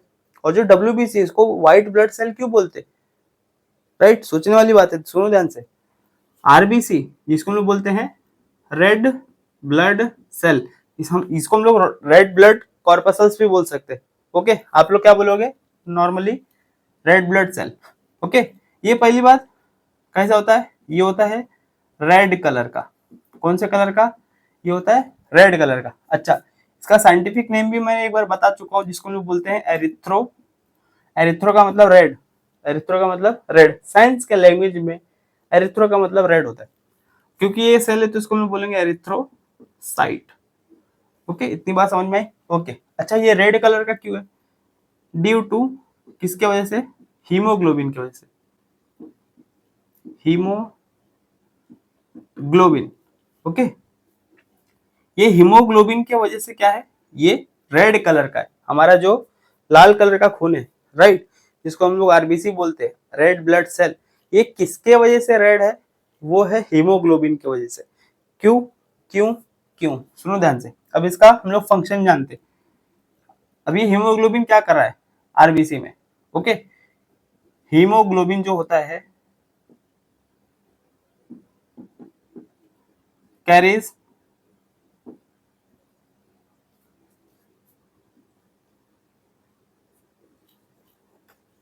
ये जो हीमोग्लोबिन होता है ये कैरी करता है ऑक्सीजन को। ओके, मॉलिक्यूल्स ऑफ ऑक्सीजन, मतलब मान लो अगर आपने सांस लिया, क्या लिया आपने, सांस लिया, राइट, उस एयर के अंदर क्या होगा, ऑक्सीजन होगा, राइट। अब वो ऑक्सीजन किसके साथ जाकर के बाइंड होगा, वो हीमोग्लोबिन के साथ। और हीमोग्लोबिन कहाँ पे, आरबीसी के अंदर होता है। ओके, इसी की वजह से जो रेड ब्लड सेल है, जो एरिथ्रोसाइट है, ये रेड कलर का है। वो किसके वजह से? हीमोग्लोबिन की वजह से। और वो हीमोग्लोबिन उसमें कर क्या रहा है?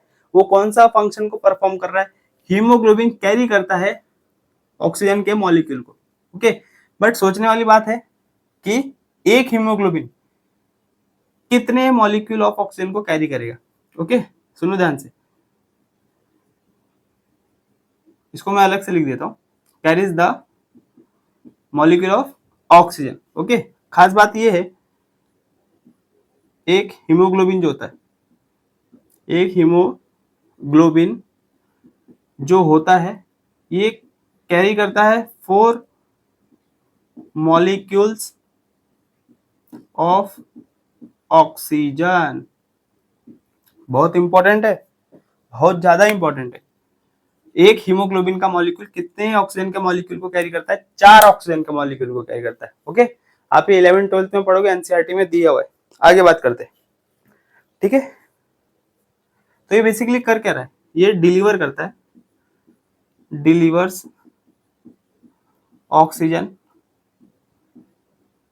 To each cell.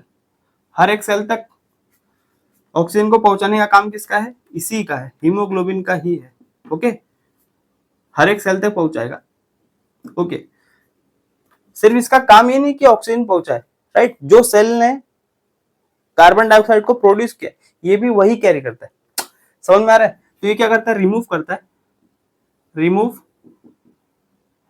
क्या करता है? Remove carbon dioxide from the body, CO2 from the body. Okay, तो देखो कितना इंपॉर्टेंट है हीमोग्लोबिन। ठीक है, मैं आपको एक डिजीज का नाम बता रहा हूं, आप इसको गूगल कर लो, अनीमिया।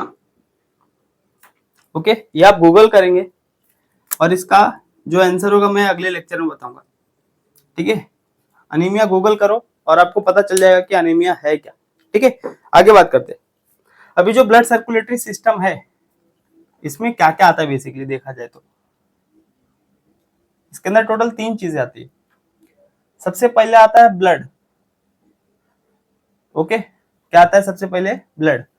दूसरा आता है ब्लड वेसल। ब्लड वेसल मतलब खून की नस जो होती है ना बेटा, उसी को बोलते हैं। ओके, ब्लड वेसल टोटल कितने होते हैं? देखो 3 होते हैं। एक होता है आर्टरी और एक होता है वेन और तीसरा होता है कैपिलरी। ओके, चलो, और तीसरा होता है हार्ट। क्या है? हार्ट। ये हार्ट के वजह से ही तो हो पा रहा है, हार्ट पंप कर रहा है तभी तो ब्लड हर एक सेल तक पहुंच पा रहा है। इस ब्लड सर्कुलेशन में डिटेल में पढ़ाऊंगा, अभी नहीं, बस इतना समझ लो। ब्लड सर्कुलेशन, इसके अंदर 3 चीजें आती है, ब्लड और ब्लड वेसल, जिसके अंदर ब्लड फ्लो करेगा, बराबर। ओके, अब हार्ट क्या है? ये होता है मेन पंपिंग ऑर्गन। हार्ट क्या करता है? ब्लड को पंप करता है तेजी से, तभी तो वो हर एक सेल तक पहुंच पा रहा है। ओके, तो ये था हमारा चौथा प्रोसेस। बात करते हैं 5वें प्रोसेस की, बोलते हैं रिप्रोडक्शन। क्या बोलते हैं उसको? रिप्रोडक्शन। ठीक है, ये हमारा 5वां लाइफ प्रोसेस है। इसके नाम में देखो, रिप्रोडक्शन, प्रोडक्शन का मतलब क्या? फॉर्मेशन, किसी चीज को बनाना, बट री का मतलब होता है वापस से। ओके, जिस तरीके से क्वेश्चन आता है पेपर के अंदर, री राइट द फॉलोइंग क्वेश्चन, इसका मतलब क्या? क्वेश्चन को दोबारा लिखो। री मतलब रिटर्न, वापस। प्रोडक्शन मतलब फॉर्मेशन, मतलब वापस से फॉर्मेशन करना, राइट? जिस तरीके से जब एक मेल और एक फीमेल पार्टनर आपस में रिप्रोडक्शन का प्रोसेस परफॉर्म करते, तो उसके वजह से क्या होता है? एक नए लाइफ का फॉर्मेशन होता है, राइट? फिर वो जब बड़ा होगा, उसका ग्रोथ होगा, जब वो एडल्ट हो जाएगा, तो वो भी अपने फीमेल पार्टनर के साथ क्या करेगा, या मेल पार्टनर के साथ सेक्सुअल रिप्रोडक्शन करेंगे। जब सेक्सुअल रिप्रोडक्शन करेंगे तो आने वाला जो न्यू ऑर्गेनिज्म होगा, तो वो उनका बच्चा कहलाएगा ना, जाहिर सी बात है। ओके, जिस तरीके से दादा दादी जी, नाना नानी जी की वजह से हमारे मम्मी पापा है, राइट? उन्होंने एक लाइफ को जन्म दिया, और जब मम्मी पापा के बीच में रिप्रोडक्शन हुआ तो हम लोग आए। तो देखो किस तरीके से बार बार लाइफ का फॉर्मेशन हो रहा है, इसी के लिए इस प्रोसेस को बोलते हैं रिप्रोडक्शन। ओके, तो इसका डेफिनेशन क्या हो जाएगा?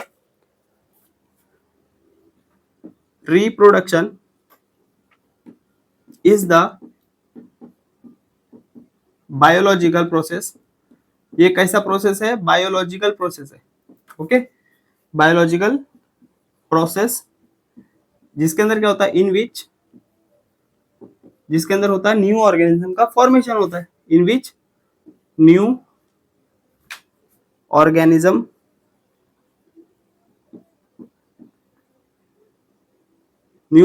Are form. ओके, तो रिप्रोडक्शन एक ऐसा प्रोसेस है, बायोलॉजिकल प्रोसेस है जिसके अंदर न्यू ऑर्गेनिज्म का फॉर्मेशन होता है। बट कहां से होगा? Form from the pre existing life. Okay, pre existing, pre मतलब पहले से, एग्जिस्ट मतलब क्या? जो मौजूद है, जो पहले से मौजूद है, उनके वजह से जो न्यू ऑर्गेनिज्म आएंगे उस प्रोसेस को हम लोग बोलते हैं रिप्रोडक्शन। ओके, बात समझ आई? देखो, हमारे वजह से हमारे मम्मी पापा नहीं आए, बट हमारे पापा और मम्मी की वजह से हम लोग आए ना। बात समझ आई? क्योंकि वो हम लोग से पहले मौजूद थे, वो उनका जन्म हम लोग से पहले हुआ था, इसी की वजह से हम लोग उनके वजह से। उसी तरीके से जब हम लोग बड़े होंगे, हमारी शादी होगी, हमारे बच्चे होंगे, बराबर, तो हमारे वजह से हमारे बच्चे आए, ना कि हमारे बच्चों के वजह से हम आए। बात समझ आ रही है? तो जो पहले से मौजूद होगा वो क्या करेगा? जब रिप्रोडक्शन करेगा तब जाकर के एक न्यू ऑर्गेनिज्म का फॉर्मेशन होगा। प्री मतलब पहले, पोस्ट मतलब बाद में। जिस तरीके से जब हम लोग सिम कार्ड लेने जाते हैं, सिम कार्ड भी दो टाइप का होता है, एक होता है प्रीपेड और एक होता है पोस्ट पेड। प्रीपेड मतलब क्या? पेड मतलब बिल भरना। ओके, प्री मतलब पहले। जब हम लोग रिचार्ज करवाते हैं तो जो भी अमाउंट का रिचार्ज कर रहे हैं हम लोग, तो उसका अमाउंट पहले देना पड़ता है ना, तभी तो रिचार्ज होता है। ओके, इसी के लिए इसको प्रीपेड बोलते हैं। और एक होता है पोस्ट पेड, मतलब आप बिल तो पेड करोगे बट बाद में पूरा महीना भर यूज करोगे, जितना भी बिल आएगा आपके मोबाइल पे सेंड कर दिया जाएगा और आप वो बिल पेड कर दोगे। ओके, तो प्रीपेड पोस्ट पेड समझ में आया? ओके, आगे बात करते हैं। तो ये रिप्रोडक्शन है, ठीक है। उसके बाद छठवां प्रोसेस है हमारे पास control and coordination. Control and coordination. Control मतलब क्या? अपने बॉडी को कंट्रोल करना। मैं यहाँ पे क्या बोल रहा हूं? मैं अपने बॉडी का वेट किस तरीके से मैनेज कर रहा हूँ, किस तरीके से बैलेंस कर रहा हूँ। ओके, हाथ का मूवमेंट, जब मैं लिख रहा हूँ या बोल रहा हूँ, चल रहा हूँ, दौड़ रहा हूँ, तो ये सब क्या हो रहा है? मेरे बॉडी को कंट्रोल किया जा रहा है। ओके, बट किस तरीके से? कोऑर्डिनेशन के साथ। कोऑर्डिनेशन मतलब क्या? जब बहुत सारे ऑर्गन साथ में मिल करके काम करते, कोऑर्डिनेट करके काम करते, सामंजस्य से काम करते, ताकि वो प्रोसेस अच्छे तरीके से हो सके। ओके, ये समझाने के लिए मैं बात करता हूँ डाइजेशन प्रोसेस की। डाइजेशन प्रोसेस के अंदर क्या सिर्फ एक ही ऑर्गन आ रहा था? नहीं सर, माउथ है, फेरिंग्स है, ईसोफिगस है, स्टमक है, लीवर है, गॉल ब्लैडर है, पेनक्रियाज है, large intestine, small intestine, rectum है, एनस है। तो जब ये सारे ऑर्गन आपस में सामंजस्य कोऑर्डिनेट करके काम करे तभी तो डाइजेशन हो पा रहा है ना। ओके, क्या मैं अगर बोलूं सिर्फ स्टमक ही डाइजेशन कर पाएगा? क्या नहीं हो पाएगा? समझा? सिर्फ स्टमक अकेले किसी भी प्रोसेस को, डाइजेशन के प्रोसेस को परफॉर्म नहीं कर सकता। तो जो भी सिस्टम होता है, सिस्टम मतलब ग्रुप ऑफ ऑर्गन, जब बहुत सारे ऑर्गन आपस में मिल करके काम करते तो उसको सिस्टम बोलते, पहले बता चुका हूं मैं। ओके, बात समझ आ रही है? Control and coordination. तो डाइजेशन हो गया, रेस्पिरेशन हो गया, इसमें सिर्फ एक ऑर्गन इन्वॉल्व नहीं होते, बहुत सारे मल्टीपल ऑर्गन इन्वॉल्व होते, तब जाकर के वो प्रोसेस हो पाता है और कोऑर्डिनेट वे में होता है। ओके, बात समझ आई? तो ये कौन परफॉर्म करता है? ये परफॉर्म करते हैं ब्रेन प्लस स्पाइनल कॉर्ड। इसको मैं डिटेल में पढ़ाऊंगा बट अभी नहीं, बस इतना जान लो, ब्रेन और स्पाइनल कॉर्ड इसको परफॉर्म करते हैं। ओके, कुछ इस तरीके से होता है।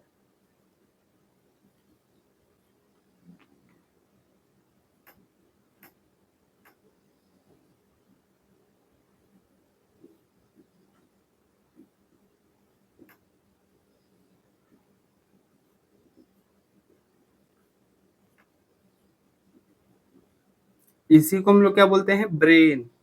ठीक है, ये पूरे बॉडी को कंट्रोल करता है, इसी के लिए इसको ब्रेन बोलते हैं। बी से ब्रेन, बी से बॉस भी याद कर सकते हो।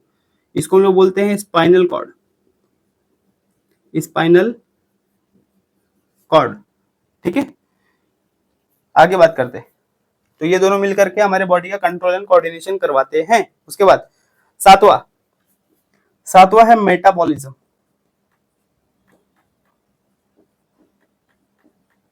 मेटाबॉलिज्म का मतलब क्या? मेटाबॉलिज्म हमारे अंदर होता है, ये क्या है? The sum total of all the chemical reaction occurring simultaneously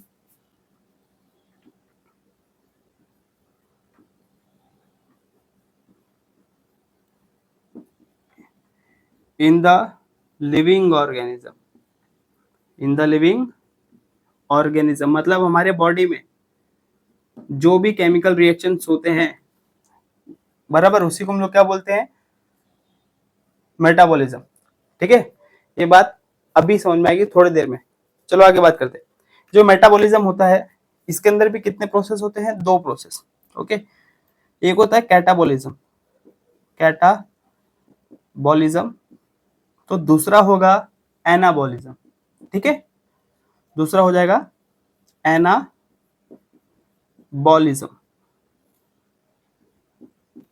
देखो मैं एकदम बेसिक से पढ़ा रहा हूँ। ओके, मे बी आज चैप्टर स्टार्ट ही ना हो। ठीक है, ये सिर्फ बेसिक है, लाइफ प्रोसेस क्या क्या होते हैं उसके बारे में बता रहा हूँ। ठीक है, मेटाबॉलिज्म के अंदर 2 प्रोसेस। देखो इसके अंदर बॉलिज्म आ रहा है, इसके अंदर भी बॉलिज्म आ रहा है, इसके अंदर भी बॉलिज्म आ रहा है। उसी तरीके से जब हम लोग डाइजेशन की बात किए थे, डाइजेशन के अंदर भी 2 स्टेप था, इंजेशन और ईजेशन। डाइजेशन के अंदर भी जेशन, इंजेशन के अंदर भी जेशन, ईजेशन के अंदर भी जेशन। ओके, बॉलिज्म बॉलिज्म बॉलिज्म। अभी दोनों का मतलब क्या है? हमारे बॉडी के अंदर जब भी हम खाना खाते, राइट, हमारे बॉडी को क्या चाहिए? ग्लूकोज चाहिए और साथ में ऑक्सीजन चाहिए, जो कि रेस्पिरेशन से मिल जा रहा है। ओके, तभी तो माइटोकॉन्ड्रिया क्या बनाएगा? एटीपी बनाएगा, राइट। तो कभी आपने सोचा है कि जब कोई चीज हमारे बॉडी के अंदर जितनी चीज की रिक्वायरमेंट है, जितना अमाउंट में चाहिए उतना ले करके जो चीजें बच जाती है, एक्सेस में जो है, जो ज्यादा अमाउंट में है, उसको हम लोग क्या करते हैं? स्टोर कर देते हैं। ठीक है, मान लो हम लोग ने क्या खाया? ग्लूकोज खाया, बहुत सारा था। मान लेते हैं कि 100 ग्लूकोज का मॉलिक्यूल हम लोग ने खाया, मान लेते हैं सपोज 100 में से मान लेते हैं हम लोग ने 30 ग्लूकोज का अभी जरूरत था, हम लोग ने वो यूज कर लिया। अब 70 को यूरिन के साथ वेस्ट नहीं करेंगे, वो 70 को हम लोग क्या करेंगे? स्टोर करेंगे हमारे बॉडी के अंदर। ओके, तो वो ग्लूकोज का मॉलिक्यूल एक एक करके स्टोर नहीं करूंगा, ग्लूकोज का मॉलिक्यूल जो होगा ना, उसको मैं एक साथ जोड़ दूंगा। क्या करूंगा? जोड़ दूंगा, राइट। जोड़ दूंगा तो ग्लूकोज का मॉलिक्यूल लंबा बन जाएगा। अब वो ग्लूकोज नहीं रहा, उसको हम लोग क्या बोलेंगे? ग्लूकोज नहीं है वो, अब उसको हम लोग ग्लाइकोजन बोलेंगे। ओके, तो यहाँ पे क्या हो रहा है? जब भी कोई चीज एक्सेस होती है हमारी बॉडी के अंदर, उसको हम लोग क्या करते हैं? जोड़ देते हैं। जोड़ने के बाद हम लोग उसको क्या करते हैं? स्टोर कर देते हैं। तो जोड़ रहे ना, तो उस प्रोसेस को हम लोग बोलते हैं एनाबॉलिज्म। एनाबॉलिज्म मतलब क्या? जब ऐसे बहुत सारे ग्लूकोज को मैं ज्वाइन कर दूंगा, तब जाकर के क्या बनेगा? ग्लाइकोजन। ओके, सुनो मेरी बात ध्यान से। ये जो ग्लूकोज है, ये ग्लूकोज है क्या? इसको हम लोग ग्लूकोज मतलब एक यूनिट है। सुनो मेरी बात ध्यान से, ठीक है, बताता हूँ बाद में। ग्लूकोज देखो क्या होता है, ग्लूकोज को क्या मैं मोनोमर बोल सकता हूँ? मोनोमर। मोनो का मतलब होता है सिंगल, मर का मतलब यूनिट। ये कितना यूनिट है? सिंगल यूनिट है। ओके, जब ऐसे बहुत सारे ग्लूकोज को, जब ऐसे मैं बहुत सारे मोनोमर को ऐड कर दूंगा, मतलब जब मैं ग्लूकोज का ऐड किया तो क्या मिला? क्या मिला मुझे? ग्लाइकोजन, बराबर। ग्लूकोज कैसा था? मोनोमर था, क्योंकि एक ही यूनिट था। अब ऐसे बहुत सारे यूनिट, ग्लूकोज के यूनिट साथ में जुड़े तब जाकर ग्लाइकोजन बना। तो क्या मैं इसको मोनोमर बोल सकता हूँ? नहीं बोल सकता। इसको हम लोग बोलेंगे दिस इज द पॉलीमर। क्या बोलेंगे इसको? पॉलीमर। पॉली मतलब बहुत सारे, मर मतलब यूनिट। कितना इजी है। ओके, ध्यान से समझो। मर का मतलब होता है यूनिट, मर का मतलब यूनिट। ओके, मर का मतलब यूनिट, मोनो मतलब एक, सिंगल, मर मतलब यूनिट। ये ग्लूकोज एक यूनिट है, बट जब ऐसे बहुत सारे ग्लूकोज आपस में जुड़ते हैं तो बहुत सारे यूनिट बनेगा ना, तो उसको हम लोग क्या बोलेंगे, पॉलीमर। देखो यहाँ पे क्या हो रहा है, जुड़ रहा है। ओके, बात समझ रही, तो इसी को हम लोग क्या बोलते हैं, एनाबॉलिज्म। जुड़ रहा है, जुड़ रहा है मतलब ऐड हो रहा है, तो ए से एडिशन, ए से ऐड, ए से एनाबॉलिज्म। तो देखो एना, आना, समझ रहा है, आजा, आएगा तो क्या होगा, जुड़ जाएगा। ओके, अब अच्छा ये कब ऐसा हुआ था, जब हमारे बॉडी में कोई चीज एक्सेस होती है तब।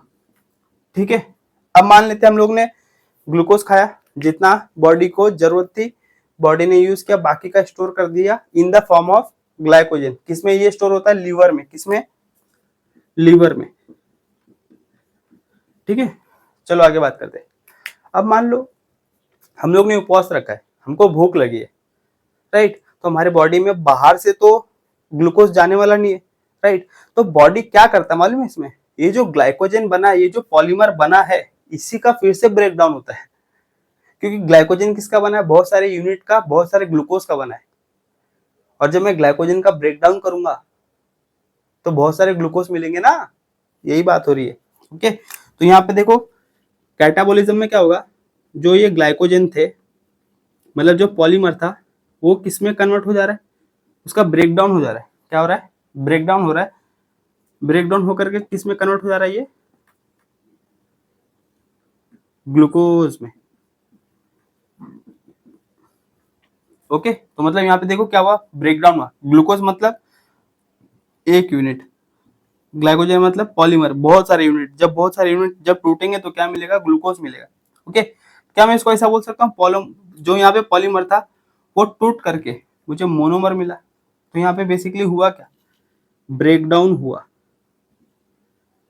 ब्रेक डाउन हुआ, और हम लोग यहाँ पे इसको एडिशन भी बोल सकते हैं, ऐड हुआ। ओके, बात समझ में आ रही है। चलो तो देखो, ए से एडिशन, ए से एनाबोलिज्म, यहाँ पे ब्रेक डाउन हुआ ना, ब्रेक डाउन मतलब कट हुआ। ओके, टूटा, कट हुआ, तो सी से कट, सी से कैटाबोलिज्म। ओके, देखो सी ए टी ए, कैटा, कैटा मतलब मान लो काटा। ओके, ग्लाइकोजन टूटा, ब्रेक डाउन हुआ, तब बहुत सारे क्या मिले, ग्लूकोज मिले। ठीक है, अच्छा ये कब होता है, जब हम लोग फास्टिंग करते, उपवास रखते हैं, या जब हमको भूख लगी होती है, तब ये होता है। ओके, मैं एक बार फिर से रिपीट कर रहा हूँ, मेटाबॉलिज्म मतलब क्या, जितने भी केमिकल रिएक्शन होती है लिविंग ऑर्गेनिज्म के अंदर, उसी को हम लोग क्या बोलते हैं, मेटाबॉलिज्म। मेटाबॉलिज्म दो स्टेप में होता है, एक होता है एनाबॉलिज्म, मतलब जब हम लोग कोई भी चीज खाते हैं, अगर वो एक्सेस में, तो उसको स्टोर करना पड़ेगा। तो सिंगल सिंगल यूनिट में स्टोर नहीं कर सकता, तो उसको मुझे एक चेन बनाना पड़ेगा, मोनोमर को कन्वर्ट करना पड़ेगा पॉलीमर में, तब जाकर के मैं उसको स्टोर करूंगा। तो मैंने ऐड किया ना, तो एनाबॉलिज्म हुआ। ओके, उसी तरीके से जब हमको भूख लगती है, या जब हम लोग उपवास रखते, ऐसा नहीं कि हम लोग मर जाते, हम लोग एक दो दिन तक नहीं खाएंगे, चल जाएगा, क्योंकि उतना ग्लाइकोजन हमारे लीवर के सेल में स्टोर है, चल जाएगा। ओके, जब हम लोग उपवास रखते, भूखे रहते, तो यही जो ग्लाइकोजन है, इसका ब्रेकडाउन होता है किसमें, ग्लूकोज में। और हम लोग रेस्पिरेशन तो ले रहे, खाना नहीं खा रहे, इसका मतलब मर नहीं जाएंगे, सांस तो ले रहे हैं ना, रेस्पिरेशन का प्रोसेस तो चल ही रहा है। ग्लाइकोजन जो स्टोर था, हम लोग ने इसका ब्रेकडाउन किया, ग्लाइकोजन को ग्लूकोज में कन्वर्ट किया, फिर भी क्या हो रहा है, यहाँ पे माइटोकॉन्ड्रिया बना सकता है एनर्जी। ओके, एक सवाल पूछता हूँ मैं आपसे, मान लो 2% है, कितने पर्सन है, 2% है। ठीक है, 2% में से एक पर्सन बहुत पतला है, और एक पर्सन है थोड़ा सा मोटा है, हेल्दी है। अब ये दोनों में से अगर ये दोनों को मैं खाना देना बंद कर दूं, सबसे लंबे समय तक कौन सरवाइव कर पाएगा, यस, मोटा वाला जो हेल्दी है, राइट, क्योंकि उसके अंदर बहुत सारे ग्लाइकोजन स्टोर्ड है फ्यूचर यूज के लिए। समझ में आ रहा है, और जो मोटा वाला जो हेल्दी पर्सन होगा, ये लंबे समय तक सरवाइव कर सकता है। ठीक है, तो ये था blood circulation, reproduction, control and coordination, metabolism. Okay, दो तीन और बचा है, वो भी हम लोग पढ़ेंगे। Take the screenshot, after that we will continue.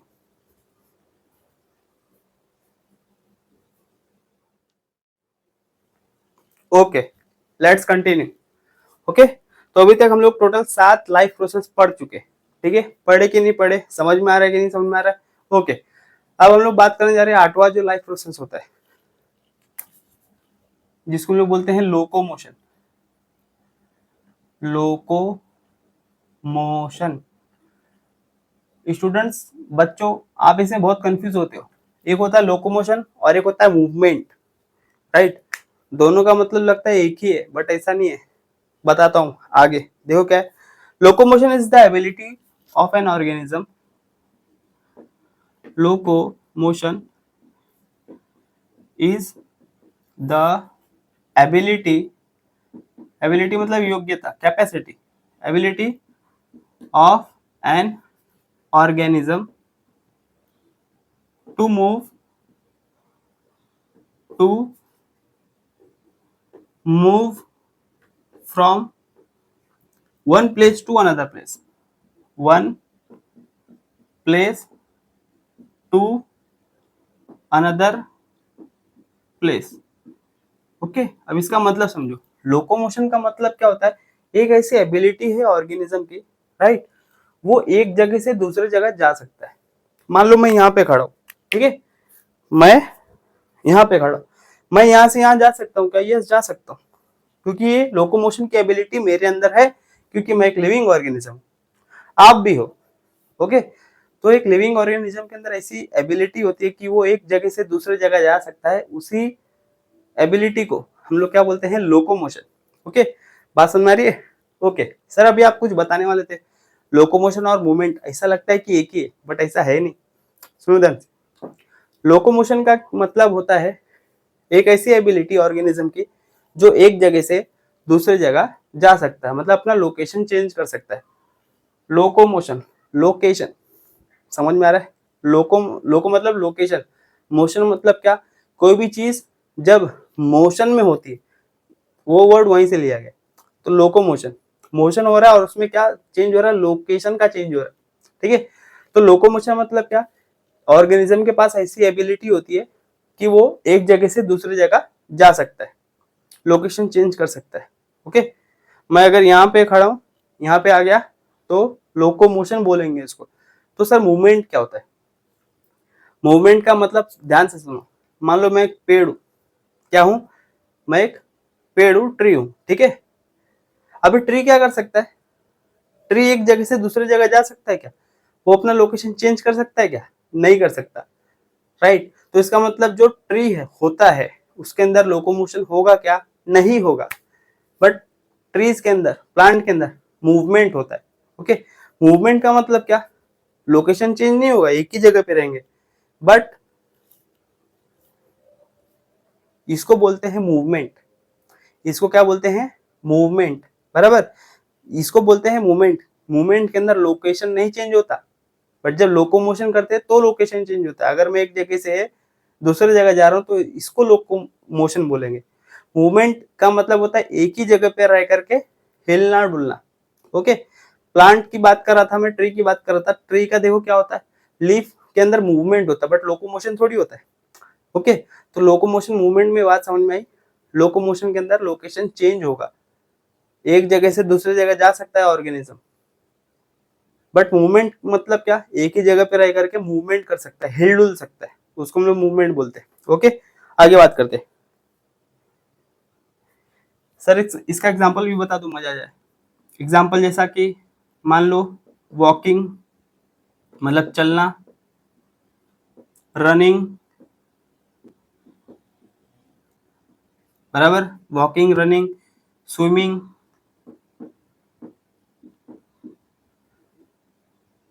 और क्या हो सकता है बताओ? क्रॉलिंग,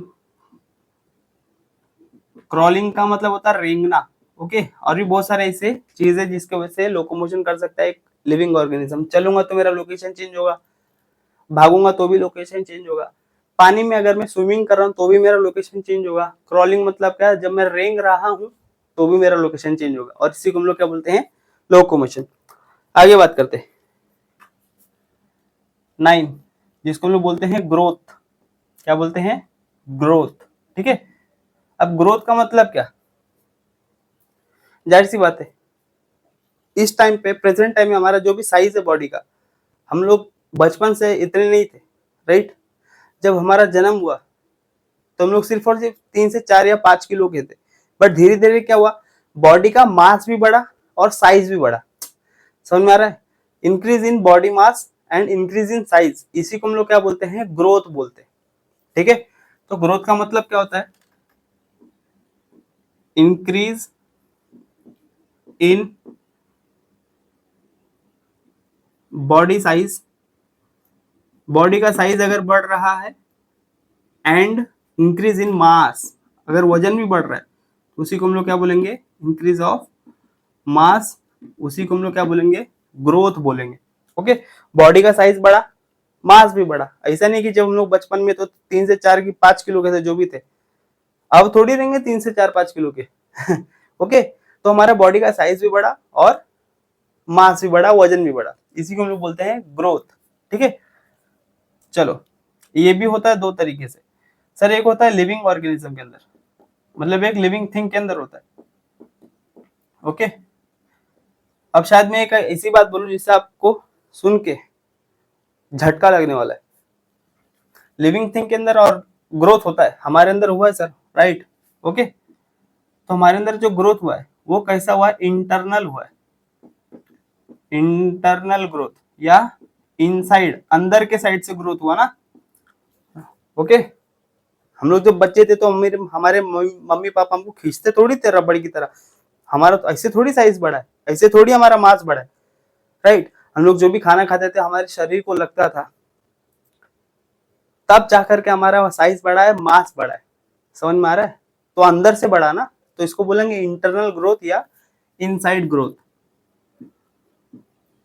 इसका एग्जांपल लेते हैं, जैसा कि ह्यूमन ले लो। ठीक है, अब एक खास बात मैं बोलता हूं कि जो ग्रोथ है ये नॉन लिविंग थिंग में भी होता है। हाँ, कुछ भी बोलते हो सर देखो क्या है, ये जो ग्रोथ होता है नॉन लिविंग थिंग में भी होता है। कैसे होता है, ध्यान से देखो। नॉन लिविंग थिंग के अंदर ग्रोथ कैसा होगा, ये होता है एक्सटर्नल या आउटसाइड ग्रोथ बोल सकता हूं इसको।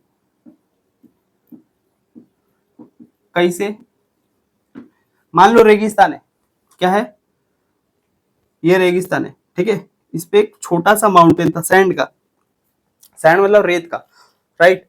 और जोर जोर से हवा चल रही है, जब जोर जोर से हवा चलेगी तो सैंड जो होगा ये आकर के इसके ऊपर क्या होगा, एक्यूमुलेट होगा, डिपॉजिट होगा, जमा होगा, राइट। तो पहले इसका साइज ये था।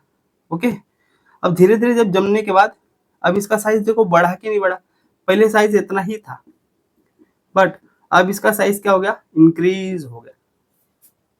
तो क्या मैं इसका नहीं बोल सकता इसका ग्रोथ हुआ है? हुआ है। इसी के लिए नॉन लिविंग थिंग का भी ग्रोथ होता है, बट वो किस तरीके से होता है, वो होता है एक्सटर्नल या तो आउटसाइड ग्रोथ।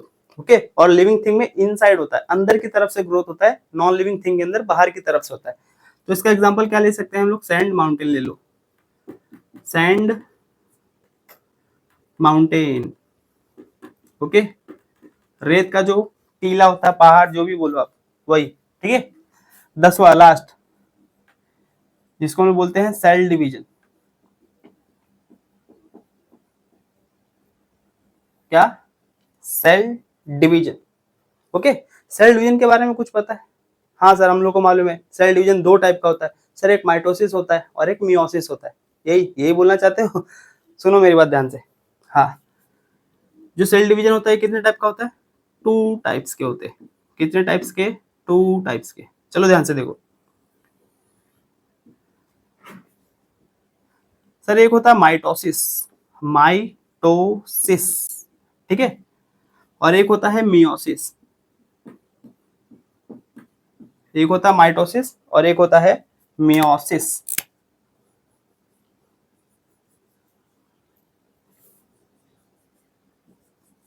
आज सिर्फ बेसिक वाला लेक्चर है, आज मैंने चैप्टर स्टार्ट भी नहीं किया। ओके, लेक्चर नंबर 2 से स्टार्ट करेंगे इसी चैप्टर को। देखो आगे, अभी जो माइटोसिस है इसको हम लोग बोलते हैं इक्वेशनल डिवीजन। क्या बोलते हैं, इक्वेशनल डिवीजन।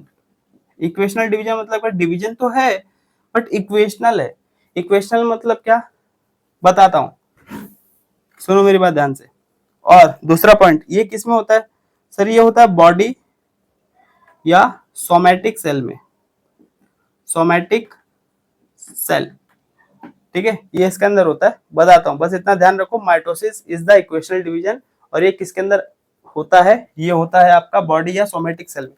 बताऊंगा सोमैटिक सेल या बॉडी सेल क्या होते हैं, सुनो मेरी बात आगे ध्यान से। इसको हम लोगों ने इक्वेशनल डिवीजन बोला, ये होता है रिडक्शनल डिवीजन।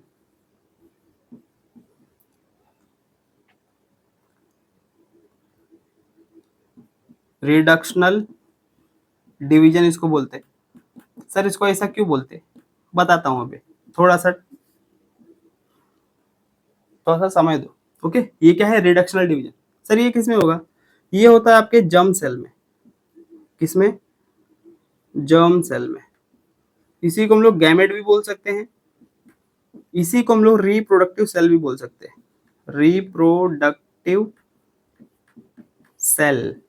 ओके, इसका एग्जांपल है जैसा कि स्पर्म एंड ओवम। ये बात समझ में आई? ओके, सुनो ध्यान से। पहली बात, मियोसिस क्या है, रिडक्शनल डिवीजन है। रिडक्शनल मतलब क्या, इसके अंदर जो क्रोमोसोम का नंबर होगा ये आधा हो जाएगा। रिड्यूस मतलब कम होना। ओके, इसके अंदर क्या होता है, मान लेते हैं ये क्या है, एक सेल है, जब इसने डिवाइड किया, मान लेते हैं हमारा सेल है, 46 नंबर ऑफ क्रोमोसोम होते हैं हमारे अंदर। जब ये डिवाइड किया तो इसके डिवाइड करने की वजह से 2 सेल बना। अब इसके अंदर 46 नहीं जाएगा, राइट, क्योंकि मैंने मियोसिस को क्या बोला है, रिडक्शनल डिवीजन। रिडक्शनल डिवीजन मतलब क्या, क्रोमोसोम का नंबर रिड्यूस हो जाएगा, कम हो जाएगा। ये 46 है तो 23 इसमें चल जाएगा और 23 इसमें चल जाएगा। ओके, इसी केस को क्या बोलते हैं, रिडक्शनल डिवीजन। ओके, और ये कौन से सेल में होता है, जर्म सेल में, राइट। स्पर्म और ओवम की बात हो रही है, ये दोनों को हम लोग जर्म सेल भी बोल सकते हैं, गैमेट भी बोल सकते हैं। स्पर्म को मेल गैमेट बोलेंगे और ओवम को फीमेल गैमेट। रिप्रोडक्टिव सेल यही दोनों होते हैं। रिप्रोडक्टिव सेल मतलब क्या, ये ऐसे सेल है जो कि रिप्रोडक्शन के प्रोसेस को परफॉर्म करते हैं। स्पर्म और ओवम से ही तो जाइगोट बनता है, उसी से तो एक न्यू ऑर्गेनिज्म का जन्म होता है, फॉर्मेशन होता है, प्रोडक्शन होता है। जो भी हम लोगों ने पढ़ा था रिप्रोडक्शन करके एक लाइफ प्रोसेस था, ठीक है। चलो आगे, तो ये स्पर्म और ओवम में होता है, रिडक्शनल डिवीजन होता है, जिसको लोग ने मियोसिस बोला। क्रोमोसोम का नंबर आधा हो जाता है, इसी के इसको हम लोग ने बोला है रिडक्शनल डिवीजन। ओके, चलो, तो सर इसका example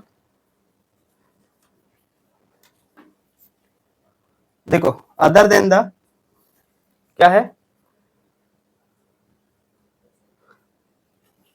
sales other than the